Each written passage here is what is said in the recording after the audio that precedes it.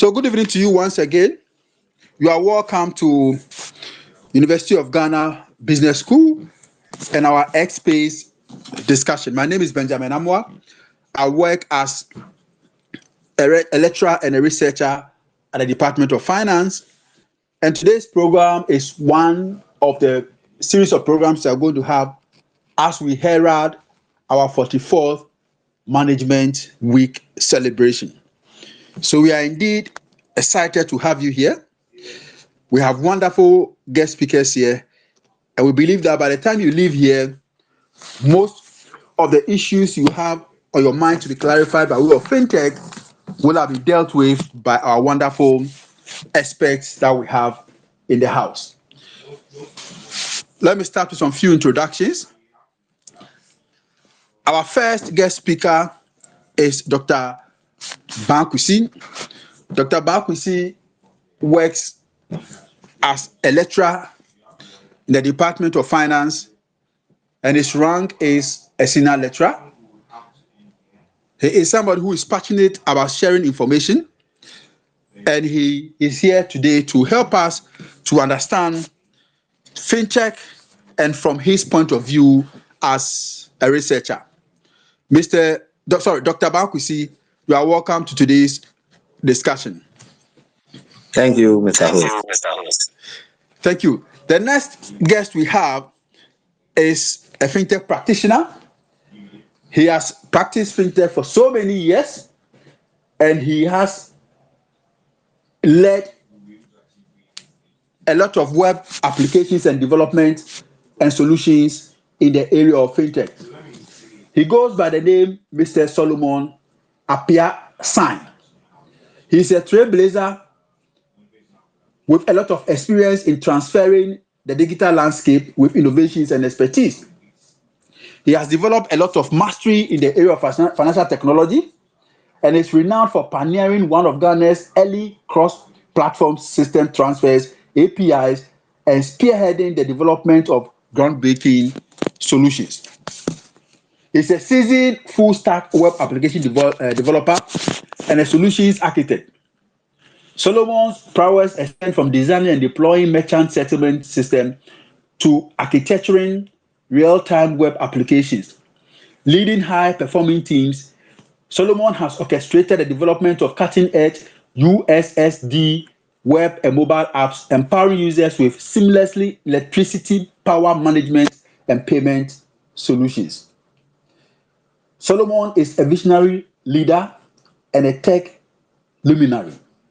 Solomon's journey embodies excellence, marked by accolades such as at the World Summit Award Best Solution in Business and Commerce 2017, World Summit Award Youth Ambassador, and leading the broad spectrum digital payment team, which picked up 5/6 award at the just ended Ghana Fintech Award. Ladies and gentlemen, help me welcome Mr. Solomon Appiah-San. Solomon, you are welcome to today's program. Thank you, sir. Then the last but not the least person is one individual who has had the love for fintech, and he by himself and a co-partner has ventured into the fintech space as a young entrepreneur. He's coming onto the block today to teach us, those of us who want to think about the business aspect of fintech, and to help us to understand what, as young individuals, young men and women who have the desire to adapt to the technology solutions, will provide in the next few years. He is an exciting gentleman and is always ready to share ideas and to build the capacity of the young ones who want to venture into the world of fintech. Please help me welcome Mr. Gilbert Nitaki. Mr. Gilbert Nitaki, you are welcome. Thank you very much, sir. Thank you. Okay, so ladies and gentlemen, we are all set to start today's program, and I have with me my technical assistant in the person of Mr. Boniface. Mr. Boniface, thank you very much for all the hard work, and we hope that your efforts today will be crowned with success in terms of the education that will go out. Thank you. So we start. Dr. Bankwisi, take us to the basics. When we say fintech, what is fintech? And why should we bother ourselves with Thank you, fintech? Doc. All right, thank you. We are Yeah, grateful for our listeners. Thank you for joining us. So, when we talk about fintech in a very simple way, fintech is the use of or the adoption of technologies in the delivery of financial products and services.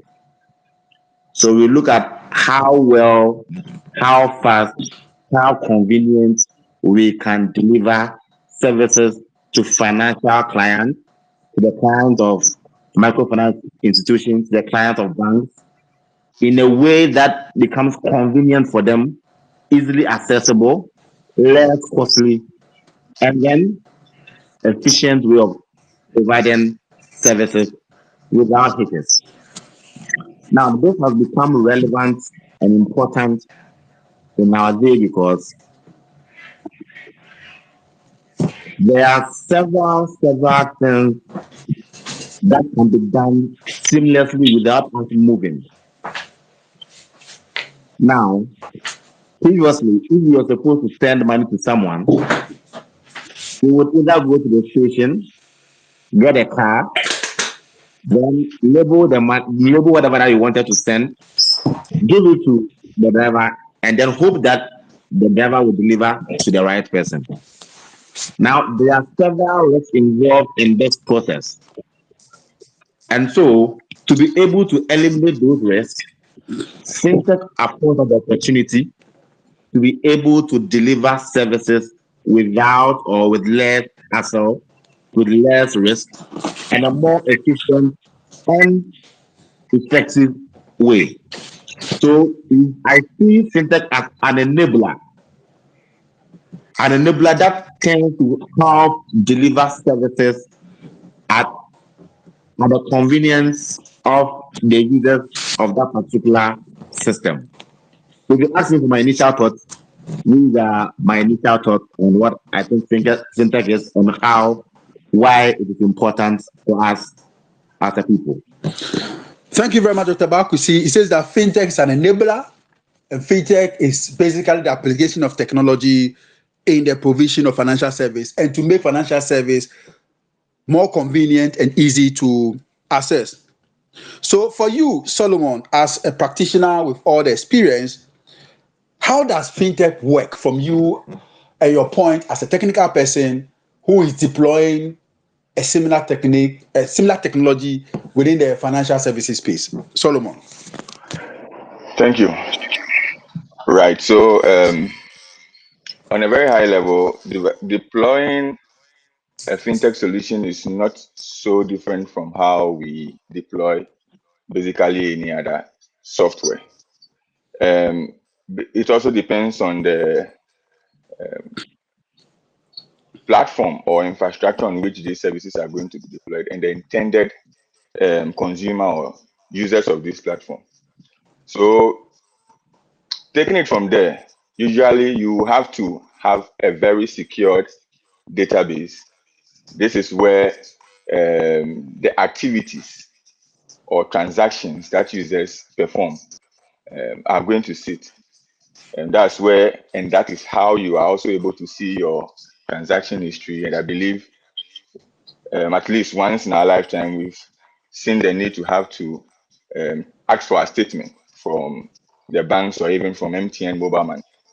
And it shows you what you have done in the past days. This is coming from a repository or a database where all these transactions are kept. So that makes it a very core part of the system. Now there should be a layer which can be described as a business logic. So this is where the decisions on what to do and also how to handle the request or the actions that the user wants to perform. For instance, if you are creating a new account, you are coming into a new account or your own account, you are checking your balance, you want to send money, you are changing your PIN. For these actions to be done, it goes through a layer that understands what you want to do, which has been pre-programmed, and knows what to do based on the parameters you set. So this goes in processes what you want to do. First goes to put it in the database securely, then comes back to give you response. So again, using an example like mobile money, you dial a short code, it shows a menu, you choose what you want to do, it shows another menu until you complete. So this request goes back and forth, hitting the business logic, goes into the database and comes back. So the system is able to track what you are doing, where you got to, and what next to do. Now, in this process, there's a very critical part that we have to acknowledge, which is security. It's people's money we are talking about. And we are slowly getting to the level where we won't see people attacking us physically anymore, but they will be hacking systems and intercepting communication and making changes to some of these things we do. And as such, security is very critical when it comes to data in transit, which is the request we send, and data at rest, which is the data that sits inside our database. So to wrap it all up again, to deploy a fintech solution, you first need a very reliable database. You need a very good and stable programming language, which is also dependent on what you want to do. If, for instance, you are building the solution on a POS, you want to use languages that can properly run on that hardware. If you are deploying a web application, you want to choose solutions such as PHP, JavaScript, Python. If you are doing POS or mobile app, initially you will do Objective C or Java, but now there are other languages that can be compiled into these languages without you having to write them, which makes it easier to deploy these solutions. So you choose a good programming language, you have a very stable database, then you choose where you want to host it and how you want to host it. So where you want to host it can be in a shared space, can be in a virtual private server, it can be in the cloud, like what we know now with AWS, Google Cloud platform, Azure by Microsoft. And there's a tall list, DigitalOcean, all of them. So you choose which one works for you. And there's a critical part again that helps us not to go offline. So there are times where not financial systems, but our usual systems we use, you realize when the traffic spikes, then the servers give up.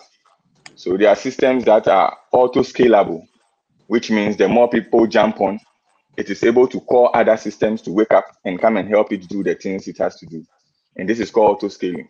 So to have a very robust, secured, and performant fintech solution, you want to consider the database you use, the platform on which you run it, the security measures, and also to put in auto scaling and all of these nice features to make sure it is available 24/7.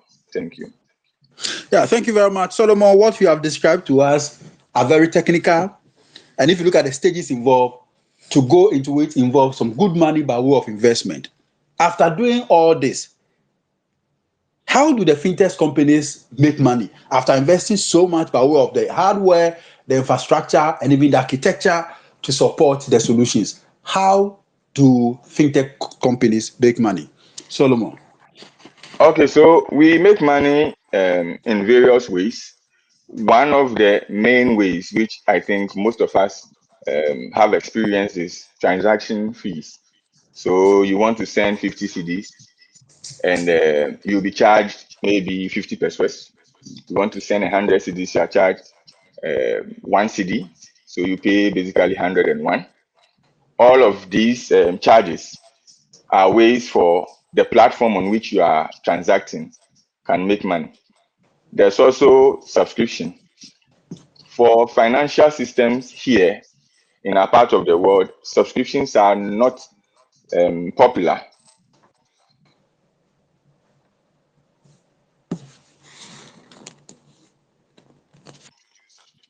to do some transactions.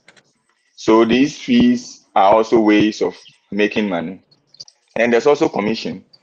Commissions are charged usually when it comes to a B2B approach. Let's say the relationship between broad spectrum digital payments and say MTN. They will charge commissions per transactions that we route through them. So that is how they are also going to make money. And we will charge our commission or our transaction fees if you are dealing with a consumer, and charge commission if you are dealing with a business. And then if you are running, say, an investment platform, then you can also have other means of making money. And you don't have to limit, or you are not supposed to limit yourself to one. So, for instance, there are platforms who will charge you to fund your account. They also charge you for um, moving funds, or charge you for keeping your money for a given time if you don't allow them to invest it for you. And when they invest, they also make money off the investment and pay you some of the profit they make. So these are the main ways. To wrap it up: transaction fees, commissions, subscription fee, then if there's interest on investment. Yeah, thank you. Yeah, so it appears that it's more of volume business. The more volume or individuals tend to transact through your channel or solutions, it appears the more you stand to gain. Mhm. Correct me if I'm wrong. That's 100%. So if you run a fintech and you don't have the numbers, unfortunately, you won't break even and you won't make profit. So it's a numbers game. The more numbers you have in there, the more you make. And it's even better if you can um, argue or negotiate for flat rates between yourself and whoever you route the transactions from. And when I mean that, I mean the main guys, like you're leveraging technologies from MTN, from Telecel, from Airtel to go. And if you can talk well and show them your numbers, they can come down to your level or even give you flat rate, which means at that point, the more you transact, then you are free to go. Yeah. Yeah, thank you very much. Thank you very much. So, Gilbert, you have been listening to what Dr. Bass said and also what Solo said.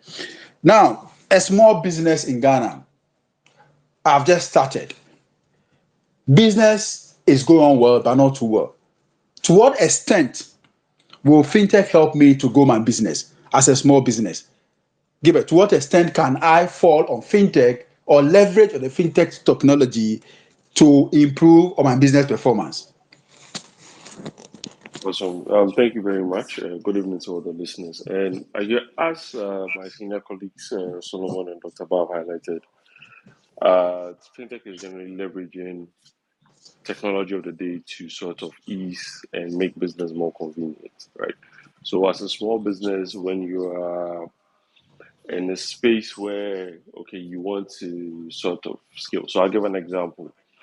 Um, you run a shop or you run an e-commerce store, and so you want a quick way to accept payments, right? Going to take a POS from a bank to accept cards is going to cost you X amount, a lot of money actually, and the charges on that because of the scale of the bank where they usually operate. You might not be the target market, and so it might not be tailored to suit what you need. Even in the perspective of like taking a loan, maybe you want to take a loan, but there's a the bank system does not really favor small businesses as it is in this landscape, right? The fintechs have come in, or fintechs are in a space where they are able to bridge that gap. So you can have small fintechs. I'll give an example like Fido and Co, where you can access small, quick loans, which are processed quickly, and so you don't have like a long wait time or a lengthy, let's say, wait period to access the capital you need to expand. You want to accept payments, you don't need to go and pay for an expensive POS. There are several innovations that have come from companies like the broad spectrums, like the Cellulants, that can allow you to accept payments via a QR code or via a simple USSD short code that people can pay from their wallets. And so the fintechs are generally giving the small businesses the landscape to tap into the high level things that they couldn't ordinarily do if they were going through the traditional channels or the traditional means. And that is just then allowing them to then scale. And even for some small businesses, build on top of it. So you are an e-commerce company. or you deploy e-commerce solutions, now you can include a payment capability just by taking some APIs from a few fintech companies to say, okay, I'm deploying a solution that would allow you to pay as well as host your shopping items on my platform. And so it's giving the fintechs, it's giving some small companies new innovative ways to combine these fintech solutions with what they have and sort of create good systems or ready systems that they can sort of begin to profit from. Thank you very much. So definitely, small business owners will also leverage on this technology and look at how best they can take advantage of fintech to grow their business and also manage their finances. Thank you very much, ladies and gentlemen. You've heard a discussion so far. If you have comments or if you have questions on your mind, you can enter them into our chat box. We'll do well, make time for it. I will give our experts that we have in the house to respond to the questions that you may have on your mind. Now, the next question that we all have in mind, we've heard of solutions, financial solutions, but we also know that the banks are in the system basically doing what the fintechs are doing. So the question then is, will banks be replaced by fintechs, or can fintechs take over the business of banking? Dr. Bankusi, is there any potential or any threat for banks looking at the growth and the popularity of fintechs and the extent to which fintechs are taking over the financial services landscape? Why should banks worry? Yeah, thank you very much. Being more practical, I think that about 3, 4 years ago, there was a heated confusion between the telcos and then the banks. And Bank of Ghana have to come into regulations to regulate how mobile money works. There's a big threat that um, this financial technology firms may be able to take a large portion of the activities of activities of banks and what they engage in. Now, in my earlier submission, I made mention that it is an enabler. So, financial technology is a means of trying to. So, what financial technology is doing is trying to digitalize the processes banks and other institutions go through. So, that threat is not just for the banking sector. Once you operate and you can digitalize your system in a way that you can digitalize your financial and accounting systems, then there's a threat that those in those areas may lose their jobs. So for me, I think it is an enabler, and for it to take over the banking sector or for it to take the job of the banking sector will not be entirely so. I see it as a more of an enabler because it doesn't do all the functions. It doesn't undertake all the functions that banks do. It's just a section of the banking activity that has been digitalized. So I don't see that erasing the part of banks completely. It may take some jobs, some aspect of banking, but it will not take away the entire banking sector. So I don't think it will be able to calm down the banking sector. Although there are some threats that people need to protect their space, especially if you are in the banking space.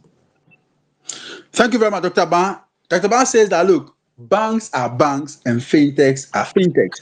There's no way a fintech can grow to metamorphosize into a bank. You will always be an enabler and provide solutions.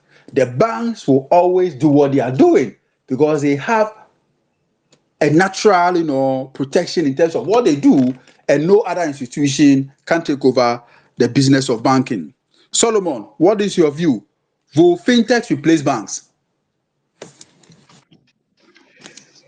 Okay, so um, this is a tough one. I'll say fintechs will not replace banks, and the reason is because we will still have the name bank if they start behaving like banks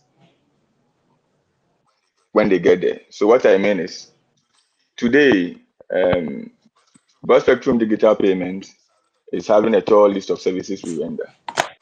Banking is not part. Tomorrow, if we grow to the level where we have a banking license and we decide to start doing digital banking, we can acknowledge the fact that I mentioned banking in there, which means we are still doing banking, but in a different way. So for a fintech to grow and evolve into a bank doesn't mean they've taken over the space of banking, but really they've just taken it to a different level or have found better ways of doing the same thing. And digital banking basically has been around for a while. Banks have also still been there. They've been evolving. Things are changing and they've also been changing same way. Like today, we have almost all the banks having their mobile apps. Fintechs are also building mobile apps, but a fintech cannot be called a bank. Let's look at ATM machines. These are ways to make the system more efficient, and as one of the principles of money, make it accessible always. So if we come together, I feel a bank and a fintech, or a bank adapting fintech processes, becomes more efficient, and a fintech that moves towards a banking angle will also add up to the convenience that we've all been looking for. But to take away banks, I feel that will be a thing that, if will even happen, it won't be the next 10 years, no, not 20 years. It's going to take a lot of time for banks to go extinct. And we will just make it more convenient and stable. But to replace totally, I'm afraid I can't say it will happen any moment from now. Thank you very much. So banks will still be banks. If you are working in a bank or if you are interested in banking, we have been assured by our guests that banks will stay at banks, but then the only area that they Yeah. appear to be a So, threat is likely to be in the area of maybe right. digital banking. But apart from digital banking, Yes. banks will still be relevant in our. I want to Okay, go add. on, sir. Yeah. So, the trend in technology changes. For instance, for some years now, AI has been a very huge thing. I was in a cab some weeks ago, and I was having a discussion with the driver, and he asked me a simple question: that being a tech expert, would I advise him to do something different from what he's doing, with the fear that technology is going to take everyone's job? So I told him, I don't think so. There are self-driving cars, for instance. And today, if I have two cars, I can drive only one at a time. But tomorrow, if I have two self-driving cars, I can sit home and these two cars will work for me.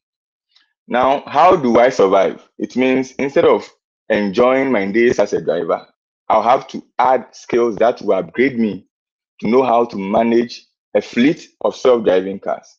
Same way, if I'm working in the bank today or any other discipline, and I feel technology is coming into my space, it's as simple as getting the skills that will make you efficient in that space so you can be more productive with the tools that technology brings to you in the space where you are. So same is banking. If today there are ATM machines, which means we don't need so many tellers to do the same thing. It means people can go to sleep and at midnight I can work and go and cash my money. If I'm afraid to lose my job as a teller, why don't I learn how to service or assemble or administer an ATM system with my experience as a teller? So it's up to you to not allow technology to kick you out of business, but to move at the pace at which technology moves, so you get yourself upgraded with time and updated, so that whatever change comes, you embrace it and become more productive and efficient in where you find yourself. Thank you. Interesting comment and interesting contribution. He says that look, technology has come to stay. We should not be worried that technology is taking our jobs. We should rather move along with technology by upgrading ourselves. Technology does not kick people out of jobs. It is people who refuse to catch up with technology, who become redundant, and they have no use in the world of technology. So if you want to keep your job, the advice we are getting from our expert today is that upgrade yourself, find opportunities that the technology provides, and then fit yourself within that space, and you will forever be relevant. Fintech has come to stay, banking has come to stay, and banking will continue to stay. But it's about those who are able to make themselves relevant by adding value to themselves and developing themselves in the area of technology so they become relevant to today's world of banking. Very interesting comment, very interesting contributions, and we are learning so much from our guest today. Now, I get back to you, Solomon. Is fintech the future? Is fintech the future? And I'll ask the same question to Gilbert too. Gilbert, is fintech the future? So let me start with Gilbert now, and then I'll go back to Solomon later on. So Gilbert, is fintech the future? You are helping small businesses adopt fintech. What will you say? Definitely. Look, I think, like Solomon highlighted, even the banks are trying to take a step back to build platforms that emulate how fintechs work because of the convenience and the ease of use that they present. So fintech is definitely the future. What we are doing as Engine in terms of engaging small businesses and supporting them to sort of deliver value is look at the use cases they want to churn and find low cost sort of infrastructure solutions to support them deliver those solutions. And so, fintech as the future is definitely uh, clear and is glaring. And it's, it's paramount that we find ways and means as individuals and businesses to tap into any aspect of it that we can to ease various segments or portions of our business as highlighted by my senior colleagues earlier.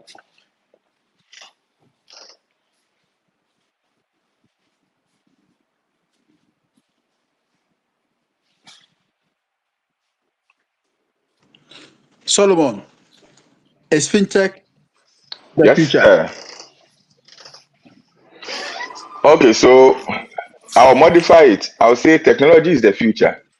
Because looking at fintech is basically applying technology to the financial services that we already do or changing how things are done in order to be more convenient, secure, fast, reliable, and all of those nice words.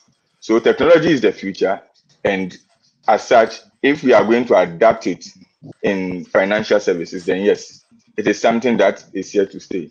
I think with the early submission coming from Doc, he even cited an example where back in the days you want to send money and you have to go to a station, give it to a truck driver, and hope that it gets delivered. Today, you can sit in your room, send money, and instantly you have response. One of the solutions we even deployed in the north, which is enabling users to buy electricity power with mobile money, has created some level of convenience. So slowly, we are also in a way not just doing fintech, but generally changing how users or people interact with products or consume products. So you don't have to walk to that agent who can close around 5 p.m., even if it's a hospital and there's no light for whatever reason, and it's due to electricity credit. You can just sit anywhere you are in this world, jump onto an app and buy power, and instantly you are there. So fintech or technology in general is here to stay, and we'll have to start getting used to it as soon as we can. Yeah. So technology is here to stay. We must get hooked on fintech because that is what it is for us going forward. But I'm a young guy. I'm hearing about fintech. I've been told that it's nice to work within that particular ecosystem. The question that is on my mind as a young person is, should I invest or develop my capability or human capital investment in fintech? And is it worth it at all to acquire skills and knowledge in this emerging industry? We shouldn't forget that we have been told earlier on by Solomon that it relies basically on numbers and commissions and fees and charges that users have to pay. Is it worth it all the investment? Spend millions or thousands of Ghana cedis to develop myself in the area of fintech and to pursue a career in fintech? Doc. Yeah, thank you very much. Like the earlier speaker said, I think it's more about being proactive, the readiness to learn new technology when they come around. Um, for instance, in my field of work, when I was in my master's, the tool that we were using was SPSS. But now there have been a lot of technology, a lot of software that can be used for research that makes your work easier, that makes it more accurate, and then it makes the data processing very fast and more accurate. So the point is, at a point you need to evolve. My advice is that it doesn't matter whether you're doing accounting, finance, HR, whatever that you do, you always have to build some form of technological skills.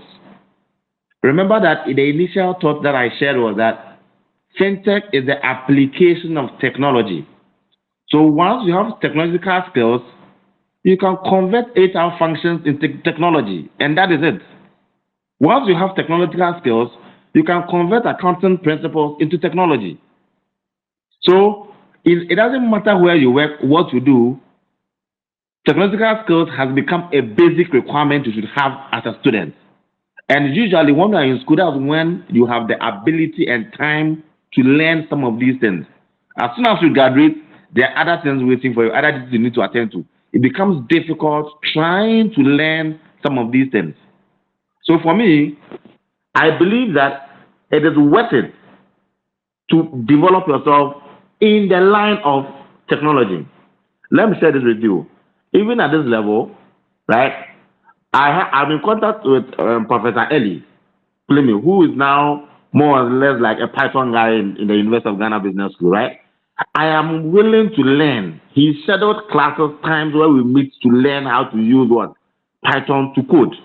Because with that, I have more flexibility to do a lot of research, even code things that my sister, which I'm more prolific in now, cannot do. So it is never too late to learn something on technology, because by learning that, it opens you up to the world. That's what I said. Technology is an enabler. It only enables you to think beyond what the physical things can teach you. It teaches you how to convert your accounting principles, your HR principles, your finance principles, your management principles into what? Digital form. So that it becomes easy. Anywhere you are, you can implement them. So for me, developing yourself in the line of technology is something that you can never overemphasize.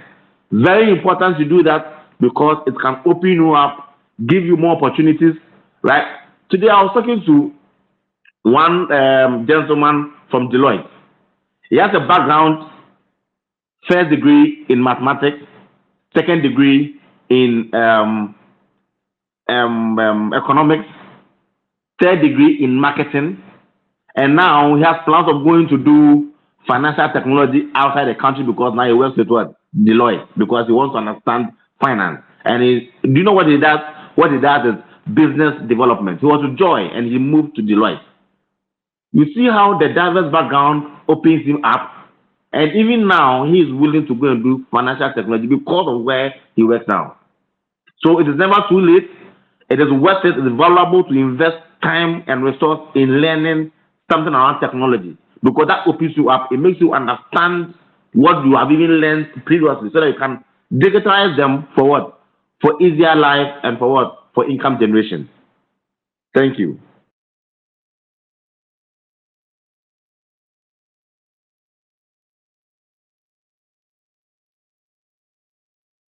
Thank you very much. Can we get a view of Solomon on investing in fintech and how rewarding getting a job and pursuing a career in the fintech spaces from his point of view as a practitioner and someone who has hands-on experience in fintech solutions? Right. So it's one of the best decisions one can take at the moment. And it also has, like Doc said, a tall list of areas you can specialize. Um, for me, I started as a developer, basically. So what I do is the main thing, like what really makes things work. Someone can come in as an infra person or a DevOps engineer who make sure the things we build ends up with the user. That's deployment. Then someone can do cybersecurity. Another person doing quality assurance, UI UX design, product manager, even project managers. So it's not necessarily having to find a specific, uh, should I say, skill in fintech, but doing something that you know how to do properly and applying it to a financial solution.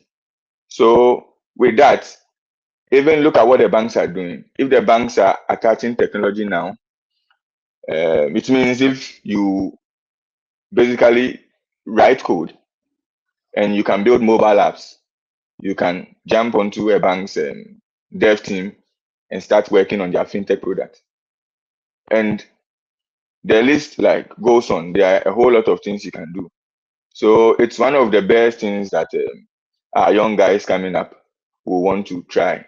The nice part of it is, especially with coding, you don't really have to travel or be physical to be able to get a skill.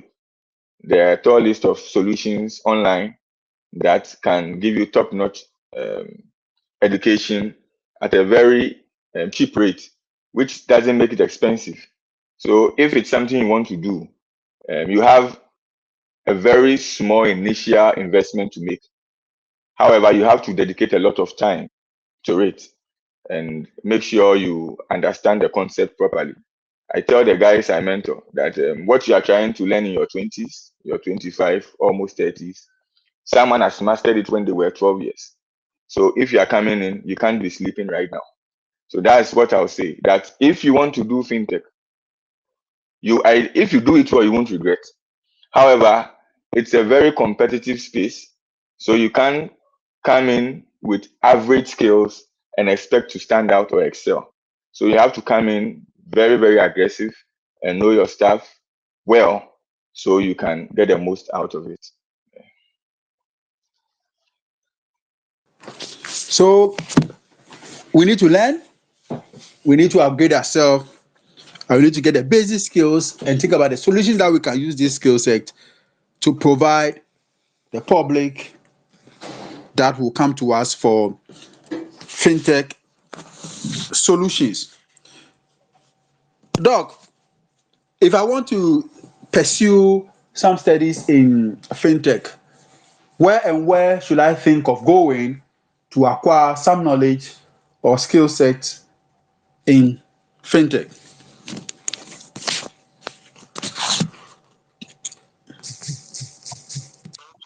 Thank you. First and foremost, I recommend GGBS because we have one one fintech MSc in fintech, which is almost out, which we are launching very soon.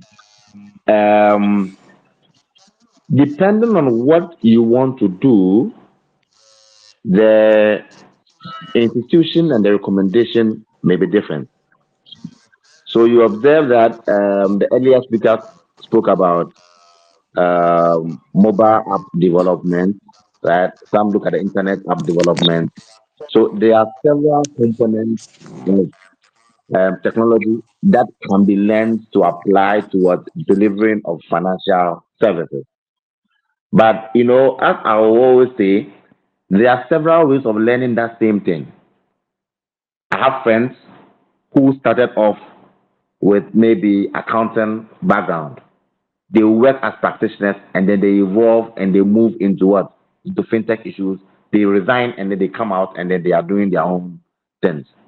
I think that basically to be able to do better fintech or better financial technology or apply technology to your job that you do, it is understanding the concept and the principles of what you do.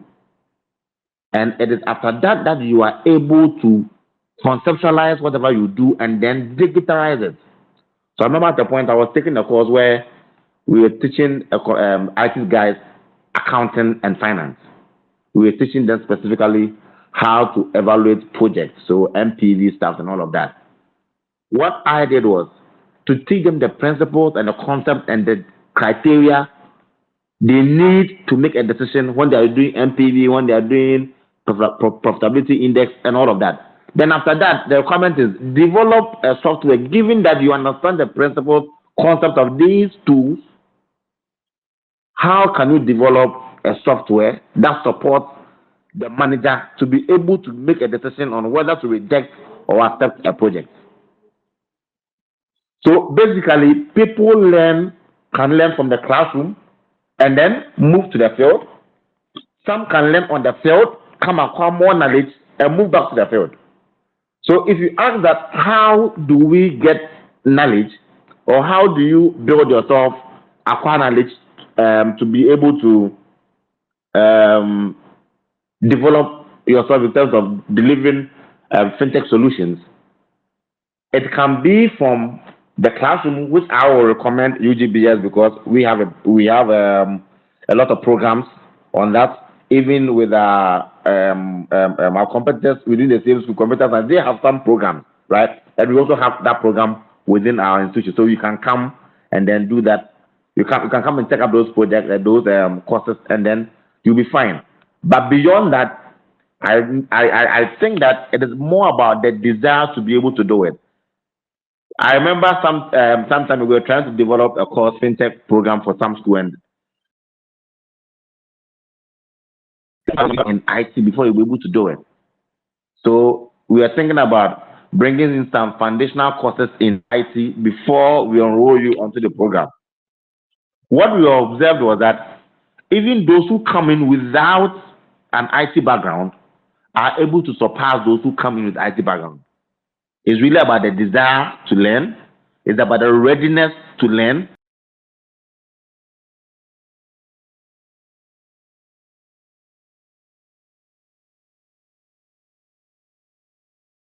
And understand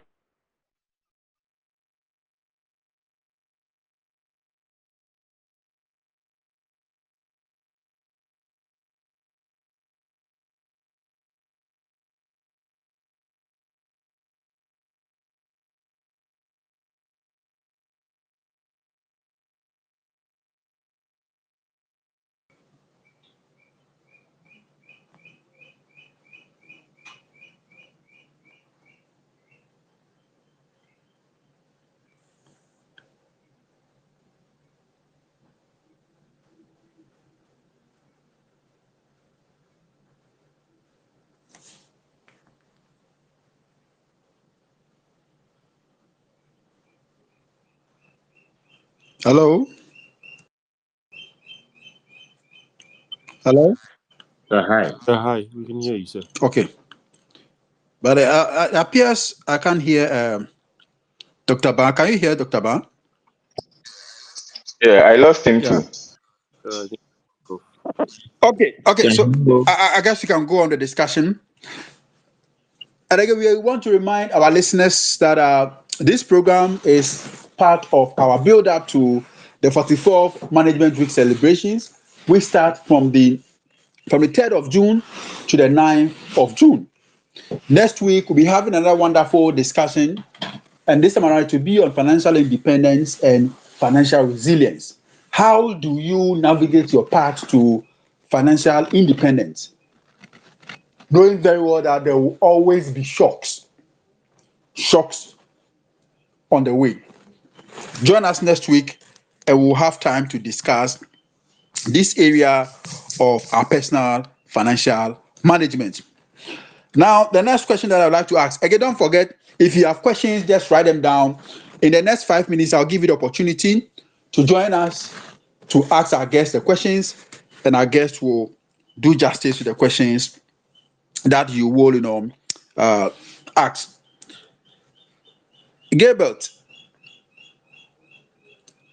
if Yes, you are sir. doing businesses with a fintech, are we safe? Is it safe to entrust a part of your business solutions to a fintech service provider? I would say, look, it's definitely safe once they operate within regulation, right? So, the Bank of Ghana has come up with certain criteria and certain classes for various fintechs, and all these classes come with respective licenses which govern what they can and can't do. I think Sign mentioned stuff like digital banking or EMI licenses. All these are sort of controls that the regulator has put in place to protect us and protect our funds when engaging with such service providers. And so, your first point of due diligence would be to check if that fintech is licensed and what that license allows them to do and what they are telling you they are going to offer you. So once there's any sort of variation or difference in these three scenarios, then you know that okay, there's a risk over here, and you evaluate whether you're willing to take that risk or not. As businesses, smaller fintechs, younger fintechs would always sell you heaven and earth because they want to win those businesses and they want to be able to make some money in a very competitive space. But the onus is on you as a business, as an individual, to really evaluate what these licenses cover. And also, it's just uh, important to know that sometimes some ideals or offerings are very unrealistic, right, in terms of how they are structured. And so we have to look out for that because in a space where there's money, there's always tight regulation. So there's no way that certain sort of avenues will be let loose for people to make some unimaginable kind of profit or some overstated return, especially with apps that are coming in now with investment propositions. So for my side is always do the due diligence between what the regulator says this license allows, what the fintech says they have as a license, and what they are telling you they can do. And these three have to tie up every time. Thank you. And I'm a young guy. I love technology. I want to play with technology. I want to provide solutions based on technology and to use technology. And I want to pursue a career in technology. But I don't want to work for a tech company. I want to start my own initiative by providing financial service solutions. No, what does it take to start a fintech? And who can start a fintech? Give it. So I would say it takes a lot.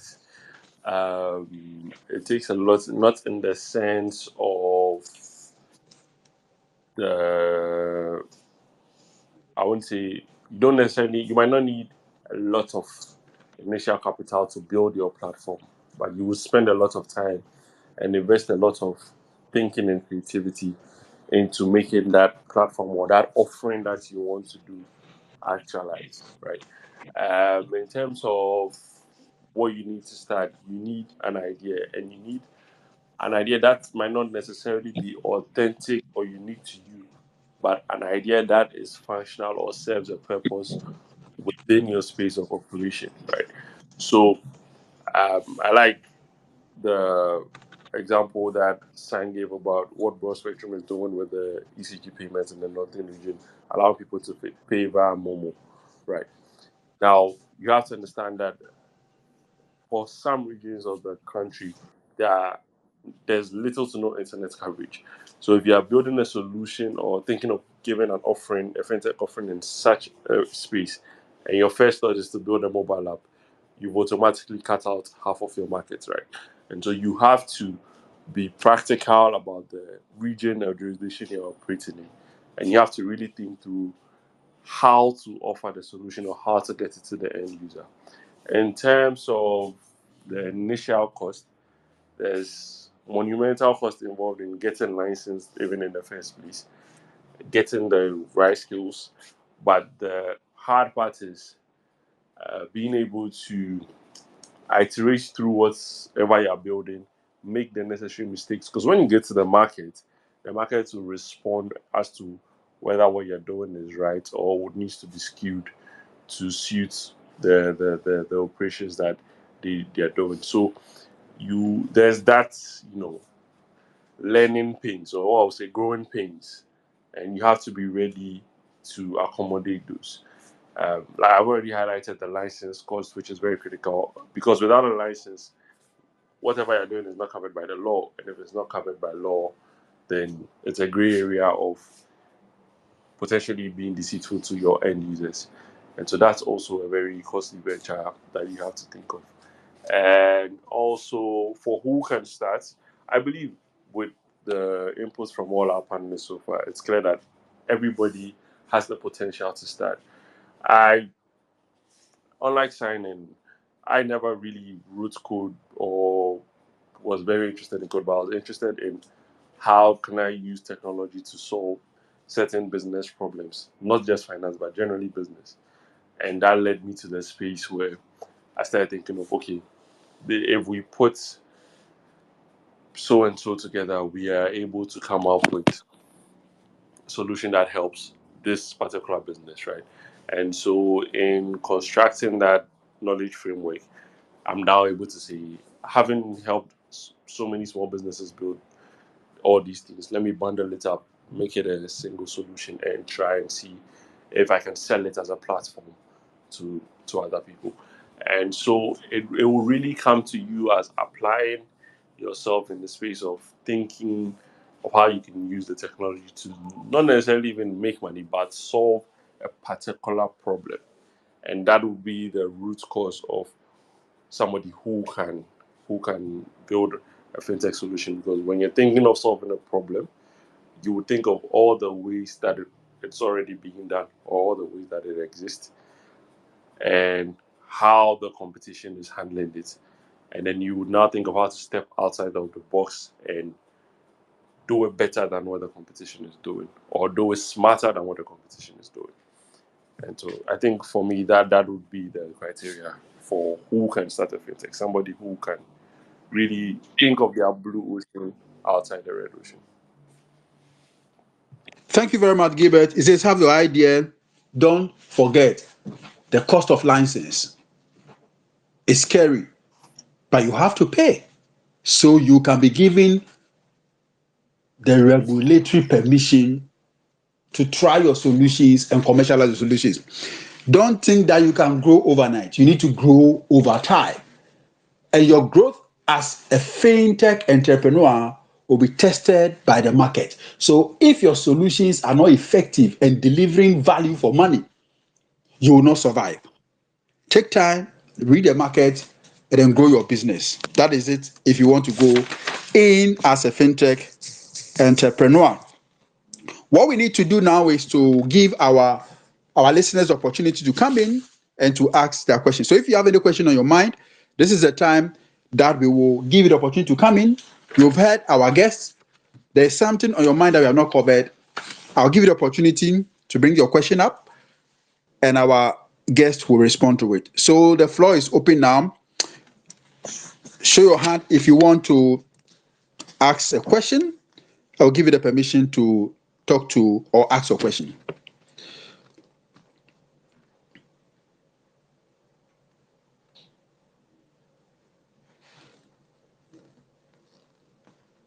Do I see DC? Good evening. Okay, yeah, go ahead, DC. Yeah. Yes.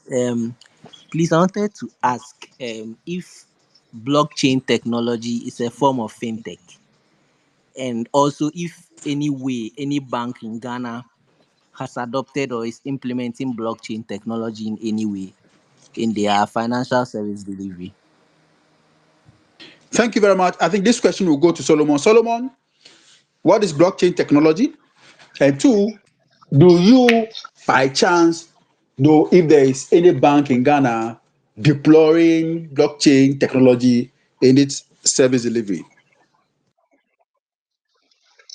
Okay, so blockchain, or should I say, some aspect of blockchain powers some fintech, and specifically, this is cryptocurrencies, and that's where if you've heard Bitcoin, Ethereum, Dogecoin, and some stable coins like the DUSSD and all of those guys.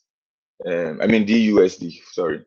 These guys are cryptocurrencies, and they are built on blockchain technology. Also, it's one of the areas that have been predicted that in the next 10 years or so will be one of the biggest things to happen to technology in general. If you've heard of Web3, that's what they are talking about. So yes, blockchain or cryptocurrencies are some sort of fintech solutions, or can be used in fintech or financial services. Now, if I know of a bank that is using blockchain, I'll say no. And the last time I checked, it's kind of a gray area to play around here in Ghana. So the regulations there are some way, and I think the body is working very hard to make sure things are controlled properly, before we can start building, should I say, production ready solutions in there. So based on that, I can't pinpoint a single bank that I know that is doing anything with cryptocurrencies yet. But I had a chance to visit, to rather attend the summit in East Africa in February.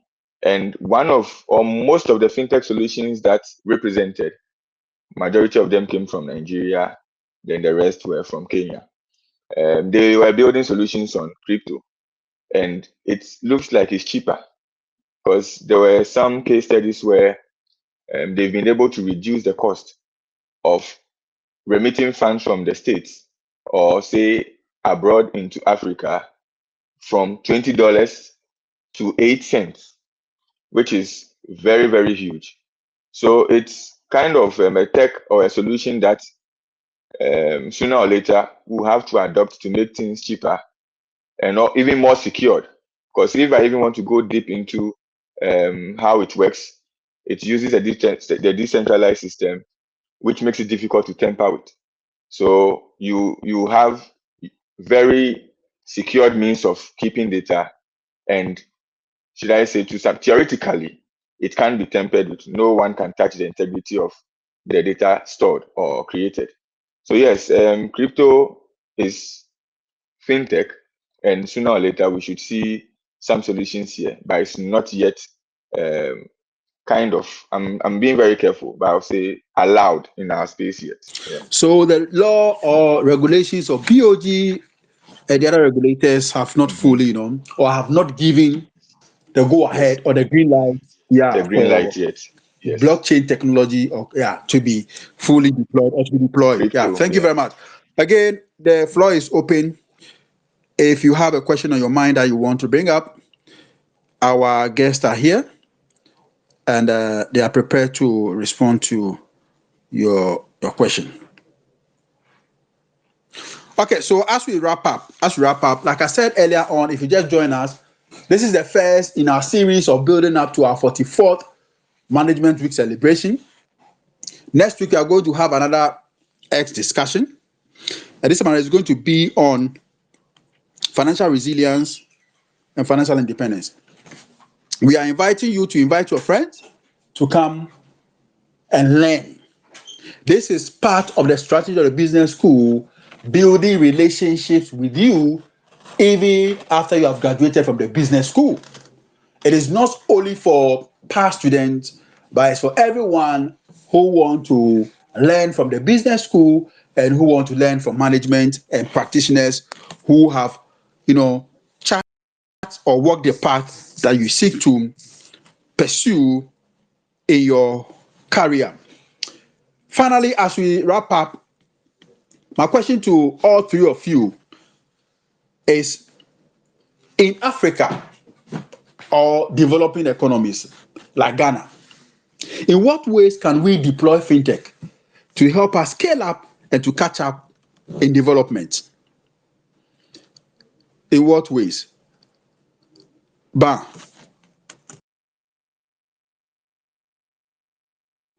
Yeah. Thank you so much. I think that already we know that Africa lags behind in a lot of things in terms of fundraising, being able to put together resources, and even where to find the resources have become a huge challenge. And that's how come a lot of times our growth and development has delayed.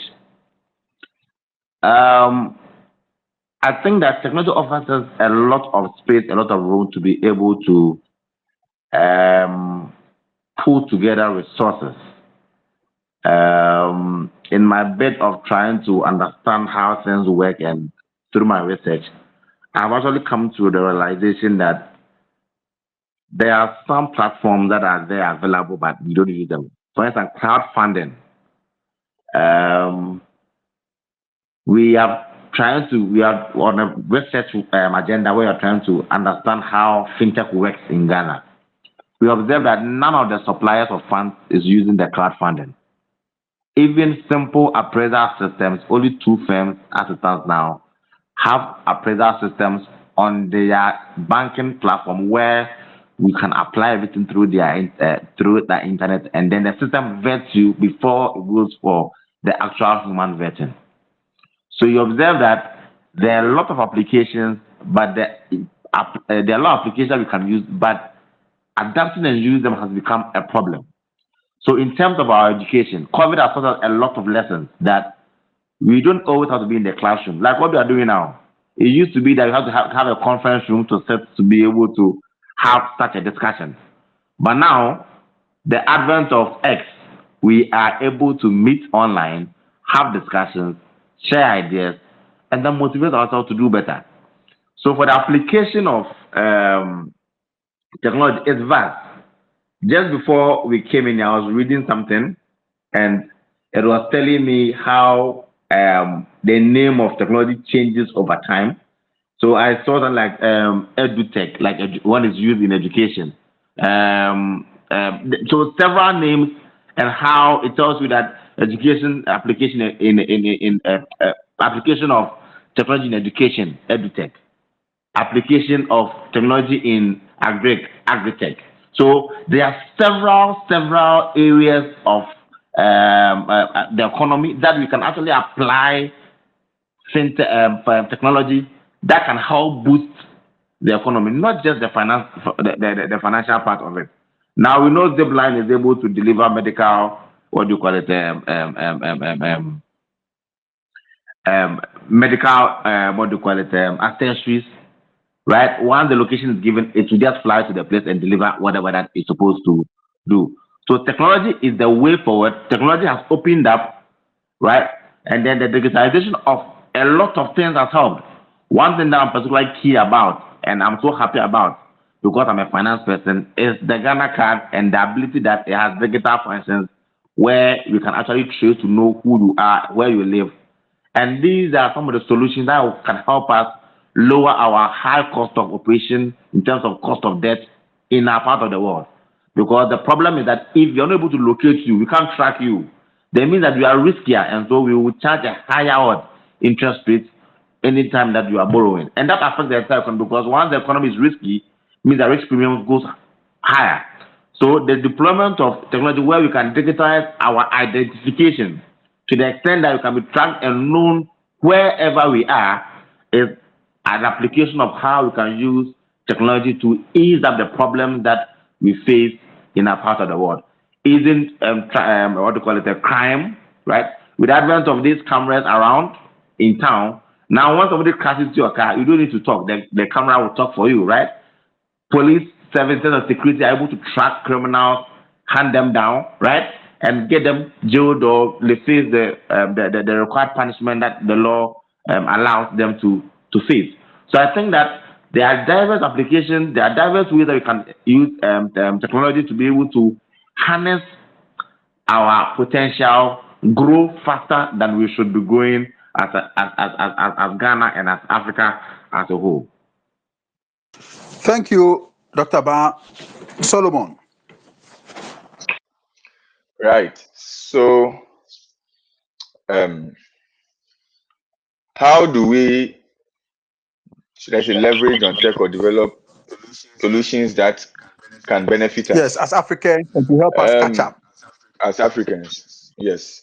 Um, I sat on a panel and this question came up, and I have realized that not just in Ghana, but in some African countries I have visited, we tend to just copy paste solutions we see in other parts of the world and expect that it works.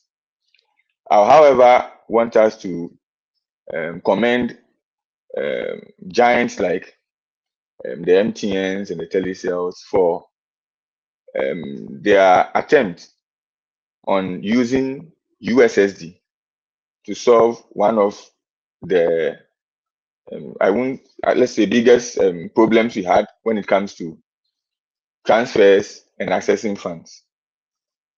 Um, in February, a delivery by the Kenyan Central Bank mentioned that less than 1% of the transactions they process is made up of cards. Over 97% of these transactions are mobile money. This should tell us that we can't just pick things or assume that because things are working in certain parts of the world, they are going to work here. We'll have to take our time to assess who we are building the solutions for. In Ghana, for instance, our internet penetration is a little above 50%. Now, with this, let's say 50%, we can't even tell the quality or stability of internet these people enjoy wherever they are. So if you are building solutions that run on the internet, you should consider that you are reducing those you can serve. And also they may have difficulties even if they can use this service. So to do things that benefit us or what we can use here, we will first have to pay attention to some of these problems or challenges that we have, and also look at how we can convert or localize the solutions that we see outside and feel we can also benefit from. Then we have to pay attention to the technologies that we have here. Doc mentioned the Ghana card. Today, with just your Ghana card, we can tell if you have credit with any licensed facility in Ghana. So with just the Ghana card number, we can tell if you are owing. This means that we can reduce the time it takes for someone to be profiled and check if they are qualified for loans, which makes us serve more people instead of having to carry papers around, bring all of these things and still get to deny them. So we have to look at the solutions available here and update ourselves. Things have changed. Ghana is not what it was some years ago. Specifically with the Ghana card, a lot is possible. So I advise that with the other guys in the space, they should get close to some of these entities like the NCA, the BOG, to understand. The BOG even has a sandbox which tells you or shows you the various services that you can play with, allows you to test them. And this will also enable you to go through the right processes, know the licenses that you have to be able to deploy your solution and not wait till the last minute and you realize there's a tall list of things you have to do before you go for it. The next or last thing I'll touch is fraud. Now, fraud is a big thing. Everywhere or every country that has a lot of digital transactions going on, they complain about it.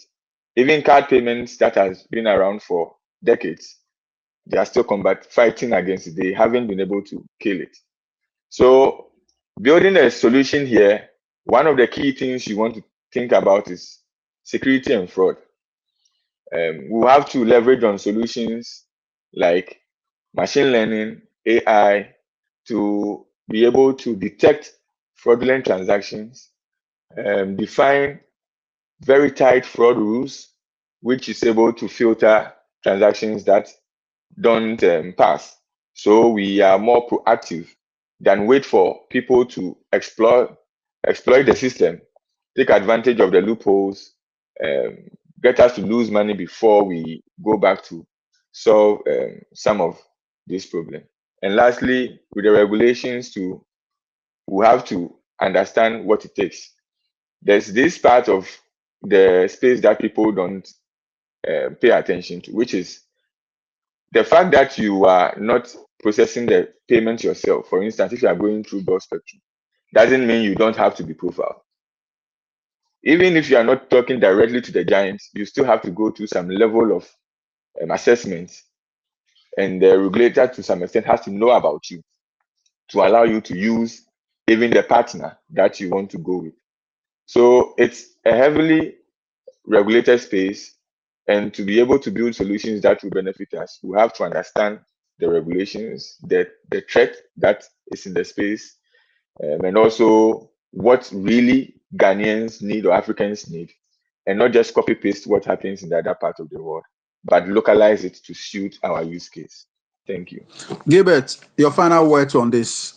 How do we leverage and how do we take advantage of fintech revolution, especially to scale up Africa's development? I think between the two senior colleagues, I mean, a lot has been said, which highlights it, right? The fact that the country and most of Africa is navigating towards a single identity tracker or a singular, you know, identifier for every citizen means one, we have strong opportunities to be able to know who is spending what and slowly evolve our debit system we have here on the continent into a credit system. For most first world countries, you will see that credit runs the economy, and when people have credits, that means they have access to capital that they couldn't necessarily access on their own, and so they can spend more or do more or create more. And so this the building blocks for that is having a singular way to identify or a singular unique way to identify every citizen and be able to profile them strongly. And I think a lot of fintechs are beginning to identify this gap and are trying to figure out how to even construct these profiles with like some fintechs like Fido and the like building credit scoring technology. We have Jumo in the market also doing some form of profiling together with partners. Another thing that I think, outside everything that has been shared, that I think fintechs and technology can generally allow us do to leapfrog and go into the first world economies would be forming more partnerships. A lot of the time, you find various companies sitting in silos trying to get traction or make revenue on their own. But here's the case where you're competing with companies that have war chests, companies that have been in the space and have sort of constructed the rules for how even some of our financial institutions are operating. So, if you take a Visa and MasterCard, these are acquiring giants who I don't think maybe a fintech can evolve to that, but it's going to take generations for that to happen. And so, to actively leapfrog our continent and be able to have those conversations, we need more active collaborations among financial service providers or fintech companies or generally technology companies so that we can one combine efforts, two better localize or make our solutions fit the terrain and the market here, and also pick the best of all our worlds to be able to sort of offer one flagship solution that um, our citizens and Ghanaians can enjoy, and we can even export these solutions once we get it right on our terrain to all the similar terrains.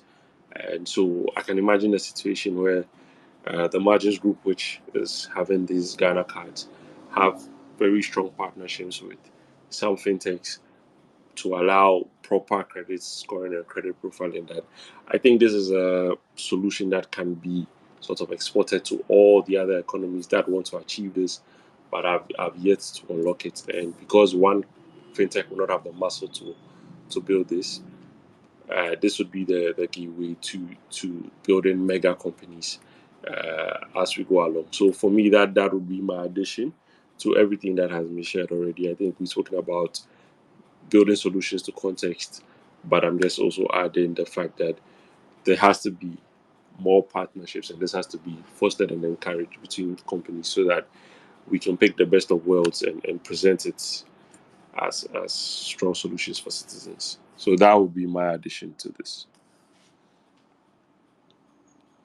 Thank you very much. Thank you, our listeners. We have heard from Mr. Solomon Apaisan, who works with Broad Spectrum Ghana. It's Apia Apia sign. Sign, who works with Broad Spectrum Yeah. Ghana. Wonderful contributions from him. We've also had discussions and contributions from Mr. Gilbert Nistaki, who is a co-founder of Engine Cloud Solutions, Engine Cloud Technologies. And then Dr. Bankusi, who is a senior lecturer at the Department of Finance, University of Ghana Business School. This is our first of series of X discussion on topical issues. You have heard us. You have followed our discussions. We believe that many of your questions on fintech, your concerns on fintech has been addressed. We are living here knowing very well that fintech has come to stay. Banks will exist, but if you want to pursue a career and to make sure that your job is secured, then take advantage of technology and make sure that you upgrade yourself as technology evolves. If you can do that, then you stay relevant. Fintech is a thing of the moment, and it is great. We all adopt it and we use it. This particular section has been sponsored by courtesy of Broad Spectrum Ghana at the University of Ghana Business School. Thank you very much. Let's meet same time next week and let's have another discussion on financial resilience and financial independence. This has been your host, Benjamin Amwa from the University of Ghana Business School. Thank you. Good evening and good night to you all. Bye-bye. Thank you very much, Bennett. Thank you. Bye.